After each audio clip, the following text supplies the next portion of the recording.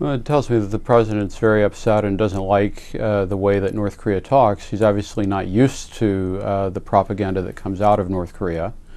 And it does pose a challenge because, when actions are taken against North Korea that they find offensive, they usually respond with pretty colorful language.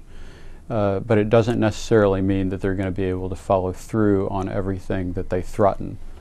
And then for us to kind of take the bait and get into a trading of threats, it escalates the atmosphere of tension. It generates higher risks in terms of miscalculation and misunderstanding.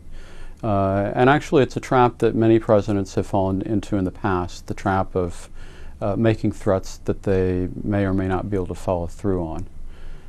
President Clinton in the 1990s went to the DMZ and said that if North Korea got nuclear weapons, it would be the end of their state. And President Bush talked about the axis of evil, referring to North Korea.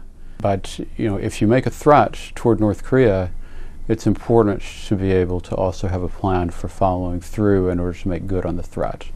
And we're really not at a stage where I think anyone wants to go down the road that the president has suggested in terms of jumping into some kind of conflict without having exhausted all available other options for trying to deal with this challenge. But the question really becomes, where is the red line? Is it North Korea having the capability to potentially threaten the United States? Or is there some other line, given that we know that Kim Jong-un is not suicidal? He knows that use would really be a suicidal option.